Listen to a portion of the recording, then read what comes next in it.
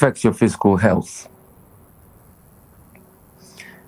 Have you ever heard the term called an hypochondriac, where psychologically you keep feeling you're ill, but there's nothing wrong with you? So it has a direct input. And those are the factors you need to look at critically. Unforgiveness. You can't forgive anything or anybody. You're stuck in a moment you can't get out of.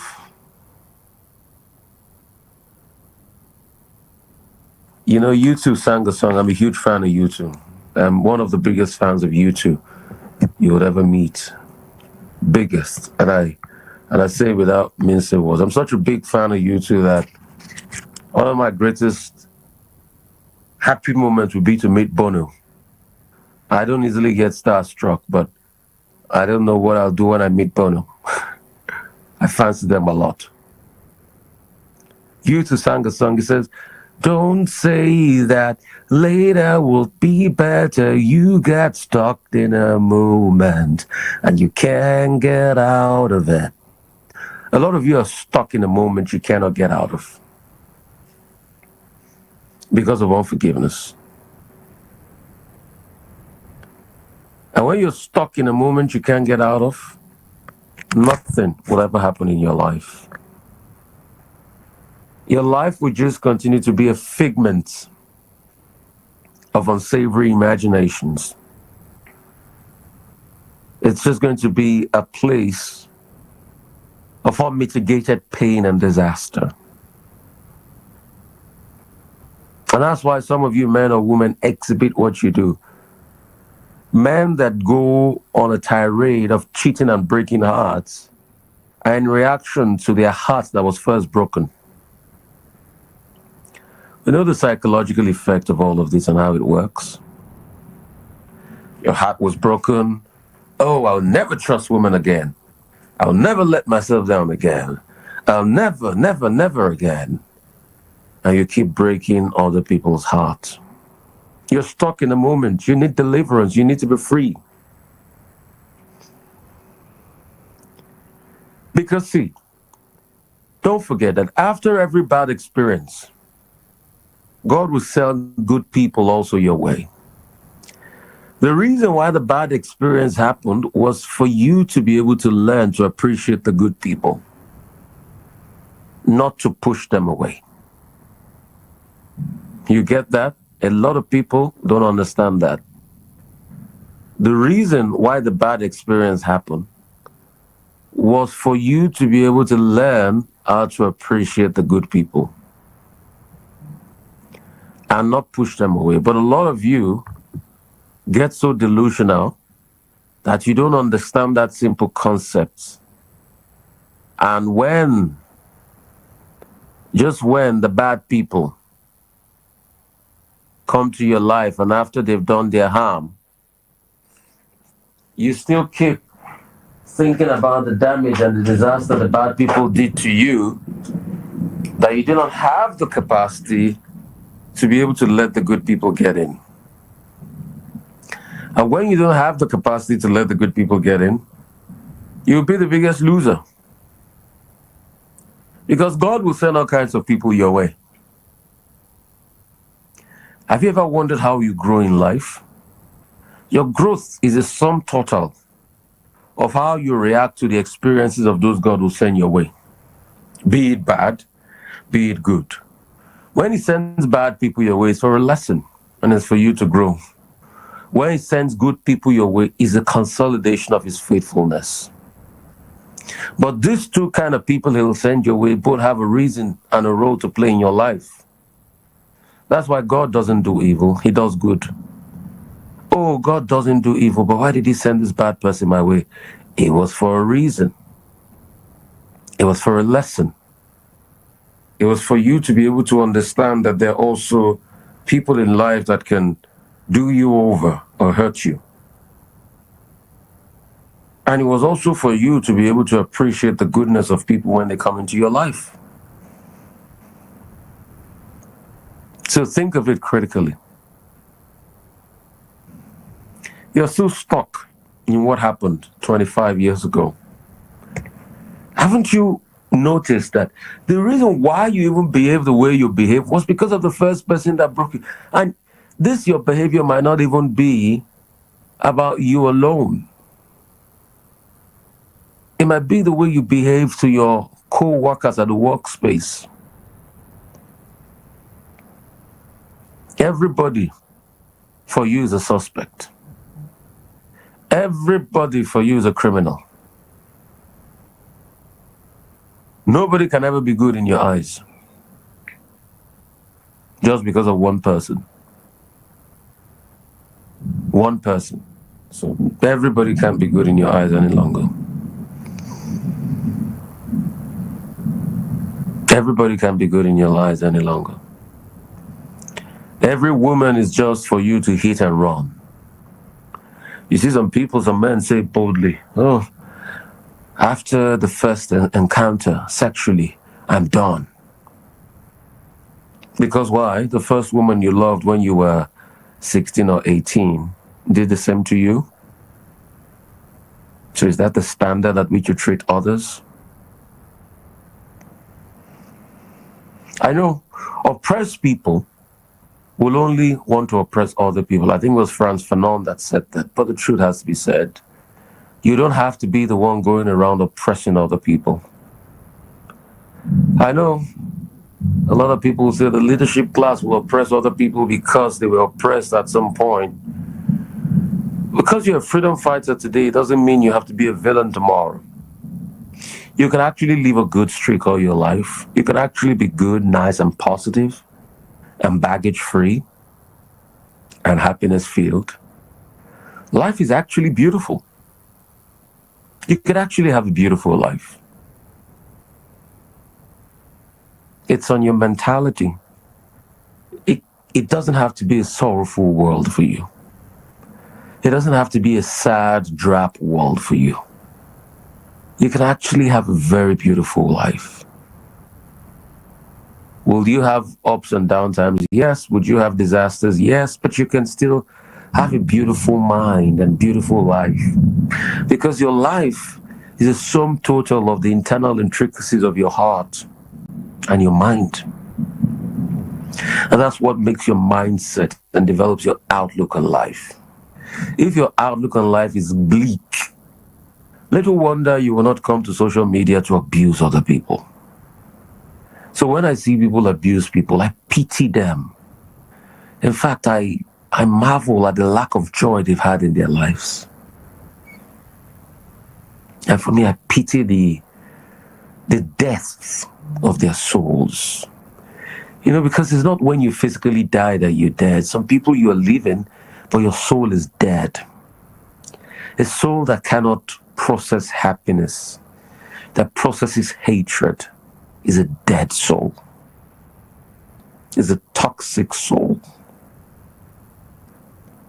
Is a soul that is a cadaver at the same time. Because happiness is light. Happiness is prosperity. So when you utter unsavory things to other people and you hide behind the cloak of your keypads, I just wonder what sort of destruction has gone through your mind. How sick have you become? A lot of you are so sick inside. I pray for you every time when I see you. It's debilitating. You know, I just wish sometimes I could hug you and love you because you lacked it. A lot of you have not been terrible. You've been really unloved. Because a heart that has been loved would easily give love to other things. A heart that has been shown true love would reciprocate it. A heart that has been shown hatred will reciprocate it. You know, I laugh when I see a lot of people say things, oh, you are loved. You know, the greatest capacity in my life is the kind of love my father had for me. I was a very well-loved child. In fact, too loved, if there's a word like that. And that's why easily I can give it back. I can spread it to people. I can do charity. That's why I'm bold. A lot of people say, where'd you get your confidence from? I get my confidence from the love I have been shown in my life. And that's why I know when the Bible says perfect love casted out fear. I'm not afraid because I've been loved. For me, it was from a father to a child and my parents. Unthinkable kind of love. Center of priority kind of love. You know, my dad used to say, Rufai, my number one job is being Rufai's dad. Nothing beats that. And it is that same love at which I pursue the gospel of Christ on this show we do every Sunday. But that love comes with a lot of forgiveness. Because it heals a lot of hearts. You see, life is not about the need every time. You can have all the money in the world and still be hopeless. The richest people are the most hopeless people sometimes. But the greatest wealth in life is love. Because at the end of your life, when you sit back, probably on your dying bed, what will matter to you will be the love you showed others and the love others showed you. It's not going to be about the money in your bank account. Because probably by then you would have been ravaged by disease, and you might have even forgotten the PIN code to open up your bank account. And because your life was so heartless and hopeless, you couldn't share. Probably you didn't tell your PIN code to your children. And you might have even forgotten, and that bank manager or that bank person of yours knows a lot about your money. So the money just gets stuck in that account and people will never know. But if you take that money out and do a lot of charity with it, and you see the life it puts and the love it puts on other people's faces. And that's why we're doing the Oseni Center out on the 29th, where we're giving people health care. Your life will be a whole lot better for it. And that can only come with a mindset of forgiveness. You need to love. You're so hopeless without love. Going around breaking people's hearts. You're so hopeless when you come back. Your conquest, what you call conquest, who have slept with that woman, is hopelessness. A lot of you are so hopeless. And you need to heal. But you cannot heal without forgiveness. You feel miserable inside with what you call conquest. It's so hopeless. You're very, very hopeless. There's a deep gulf in you. Money cannot fill it. Wealth cannot fill it. Wealth cannot fill it. No matter how rich you are, it cannot buy you love. It cannot buy you true happiness. It can buy you things that will make you happy momentarily, but it cannot buy you true happiness. Because the truest happiness in life comes from your internal essence. Love is the greatest gift. It is the greatest wealth in life. And for us here, our greatest mission on earth is in pursuit of happiness, but principally with the foundation of love. Because you cannot pursue happiness without love. Love is the terra firma and the solid ground on which we all stand. That's why the Bible says, for God so loved the world that he gave his only begotten Son, that whosoever believe in him shall not perish, but have everlasting life. The terra firma of our relationship and our existence is the love God had for the world. It's the greatest thing.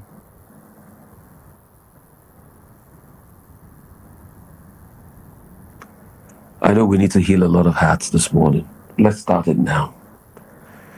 Let's start healing hearts this morning. 0. Let's start healing heart this morning. Just a minute, please. 0 818 099 1991. 0818 099 1991. We'll take a couple of calls, then we'll play.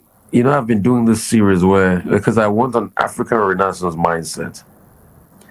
I've been doing this where I'll be playing messages from Professor Lumumba. In fact, I contacted him once and I told him about it, and he was like, God bless you so much, Rufai. Hopefully we'll see you soon. Hello, how are you? Hello, good morning, Rufai. Morning, great to have you. What's your name? Where are you calling from? I am calling from Turkey. From where? Oh, from where? Calling from Turkey. From where? Calling from Turkey. From Turkey. Turkey. Yes. Turkey is cold now, right? It's no longer Turkey. No. It's somewhere over here. I think it's over 28 degrees here. Where? Turkey, or are you coming from the UK or Turkey? Turkey, Istanbul, Turkey. Oh, Istanbul, Turkey. Okay. So I said it's called Turkey now, right? Turkey. That's what it's called now. Turkey. Yeah. Go ahead. Yeah, Turkey. They changed their name. Happy Sunday to you. Happy Sunday, my brother. I have to commend you for doing a good job, God bless you. Restoring hope. Right. Hope, happiness to people and to society. I love your topic this morning about the unforgiving heart. I know it takes a very strong heart, a very strong person, to put it into practice, because, when you experience things in life, sometimes, it will be like, that you cannot get rid, that you cannot forgive. It has happened to me a couple of times. But, getting over an unforgiving heart, begins with a gentle willingness to heal. Yeah. Each day, it requires the courage to confront the good wounds, acknowledging the pain and allowing oneself to, feel it deeply. I know it can happen to some people, but not all. Some people, it might happen to them, they will say, oh, I cannot forgive. That it's going to be hard for me to forgive because of the, past experiences and all that.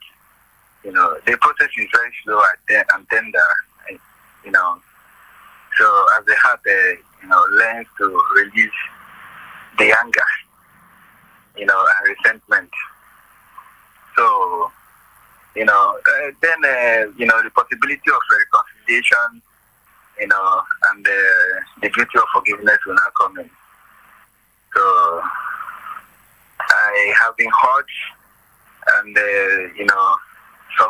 have been hurt, and I feel like, that I cannot forgive again, but, I give it a second thought and, decide to proceed further. More especially women. It would be nice to a girl, she will be taking you for granted. More especially we that live abroad. You see a girl you like, and you try to help her life, sending her money and all that, but immediately, maybe you just, you didn't send anymore. She'll be like, she will change and all that. So many things, all these things contribute to unforgiving heart. So if a girl treats you like this and probably you meet another person, you say that, if the person asks you, say, I don't have, without knowing that you have, had a terrible experience in the past and all that. So that's my contribution to your destiny. Thank you. Thank you so much. I really appreciate you. And also, you have to watch it, and I had to see this. And this is in response to a law that I've been trending. You have to watch it. You have a right not to give a woman that you're just getting to know money. honestly, I don't know if it is possible for me to tell you the experience that I had. No. That's what I'm talking. You have a right not to give a woman that you're just meeting money. The very iffy part is the fact that if she's not doesn't have a level of sustainability for herself, then it becomes problematic. There is no there is no problem with you people going out on dates and you sharing the days you're going to pay. Maybe you take her out today, she takes you out the other day, but she must be able to put an input. So I'm not of the habit, and it's a very, very tacky habit of throwing money at people. Throwing money at people does not mean they'll love you. If people do not love you because you don't give them money, then it's best you let them go. You're right. Pure and simple. You're right, but they will pretend, They'll pretend. No. So I don't believe in you giving them money. Giving them your presence and sharing your presence and your time together is worth more than money. If they don't see it that way, then let them go. There are still very good women out there that appreciate you for your time. Do you know that most of them will not, be open to that? If you are trying to discuss, then let them go. Then let them go. It's best you spend your money on charity than somebody that's probably taking money from 5 or 6 different people. Because if money is the priority, then they can as well go rob a bank to get that money. So we also need to stop. No, it's true. We also need to stop this culture of giving them money. They are not your benefactor. The idea is different when you're married, where you have to cater for the home. But when you're just seeing, and that's why also people should learn to see women that have some level of empowerment or capacity within themselves. It is also important. So we should start rejigging this culture, because in the West, that you see women, stand accountable. They are not asking you for money all the time. It doesn't mean they too don't have money, but there's a level of discipline, and it's a cultural thing, when they say, let's go Dutch, let's pay for our fees. So we also need to start rejigging this culture. Because this was not the culture of dating in Nigeria. At a point in this country, we can say, those days are long. At a point in this country, women dated men because of their intelligence. Men will have to write. Men will have to write love letters, and women will say, he has good vocabs, and they forged a good home. So what changed? If we change this culture, we can also reverse to a culture that had more integrity in it. So that's just it. That's just it. So I think we also aid this culture. Before my decent call there, do you have a charity stuff? You can inbox me. You understand? Oh yeah. I do a lot of charity with the Resurgent Foundation. We built a library. We just built a place where people can also get help. I saw the library. I saw. And we're having an outreach on the 27th. And thank you so much, my brother. Don't worry about that. You can inbox me, so I'll be able to get No, I'll be able to get it. You can No, hello, my brother. Hello, how are you? Hello, good morning, sir. Hi, good morning. How's it going? Oh, bless God. This is Akuchi Goodness. Good, how are you? Goodness. Where are you calling from? Thank you. I'm calling from Mojo. Yeah. I enjoy your topic because you are talking to me. It has not been easy for me to let go because starting from when I was 6 years, that is when I started having bad experience from people. From people living from house to house, certain people, they come and use their sweet mouth. At the end of the day, what they said is not what I will experience. To the extent it affects my health. Somebody was trying to rape me, and the person had to slap me on my eyes. And since then, I've been battling with eye issue. And that is what I don't even think I can forgive that person, that guy. And at the end of the day, he has to go ahead and get married, and his wife died along the line. Now, the only daughter he has been taking him from hospital to hospital. Though I did not pray for that. I wasn't the one that prayed for that. But did that make you feel happy when you started taking? No. I did not ask God to reward him, but I'm only telling you the kind of situation is passing through. So can you call him today? and tell him from the depth of my heart, I forgive you, and pray for his daughter that she'll find healing. It's hard for me to do because this situation puts me in a place that I don't even believe I can find myself now. I know. I'm not saying you to do something easy, but for that guy, when you drop with me and tell him that I forgive you for all you did to me, and I pray your daughter will find healing. I promise I will. If you do that, let's challenge God this morning. Do that, and you will see how God will start to reset your life. I promise I will do it. I know it's tough. I will give you feedback. I know it's very tough. I know it's very tough, but let's do that, and let's see what God will do. No problem, sir. Thank you so much. It is well. Bless you. Thanks for now. Bless you. Hello? Hello? Great to have you. Yeah, Mr. Rufai, good morning to you. Morning, sir.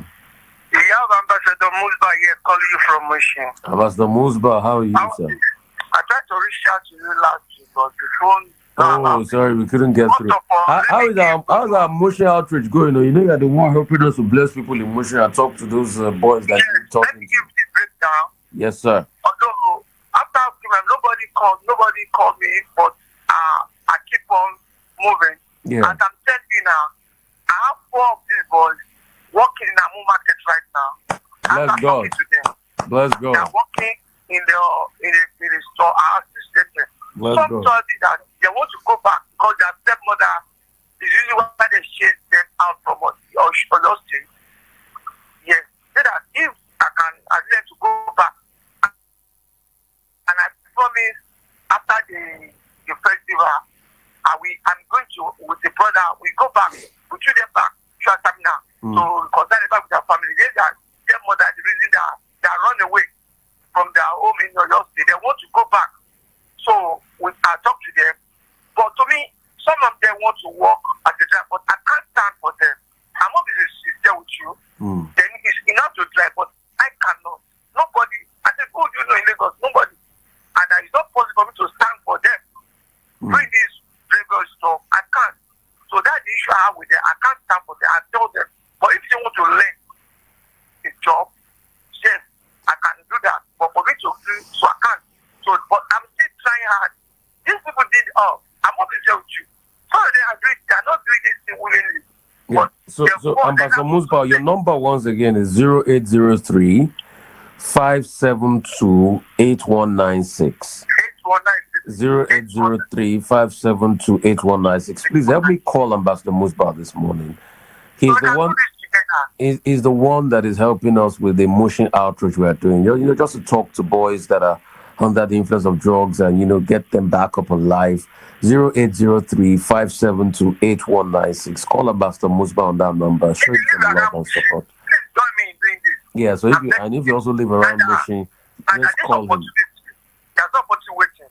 If we are good in graphics and living around Moso Kuala or Dakonde in Yanopaja, you're good in graphics, please call me. Okay. You're good in graphics, you really want to touch this around. Please call me. Okay. This opportunity is one person. Okay. So 0803 572 8196. Thanks so much, Ambassador Musba. The numbers to call us live is 0818 099 1991. 0808 099 1991. We'll take some more calls. Hello, how are you? Hello? Hello. Turn off the volume of your radio set. I'm hearing myself. All right. Good morning, sir. Morning. What's your name? Where are you calling from? Yeah, this is Mr. Simon calling from Yanapaja. Good. How's it going? Talk to me, my brother. Yeah. I don't really have much to say, but I'm concerned about the lady I just called from on your area. Like Zambia, we have a different thinking. We may think in a different direction.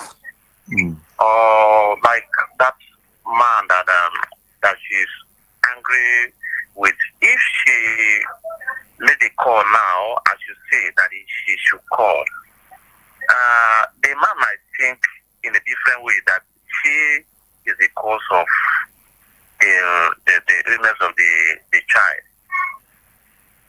So that is just my take about it. But I don't know how she. No, I get you. I get you. That's a possible thought process, but also she needs to heal.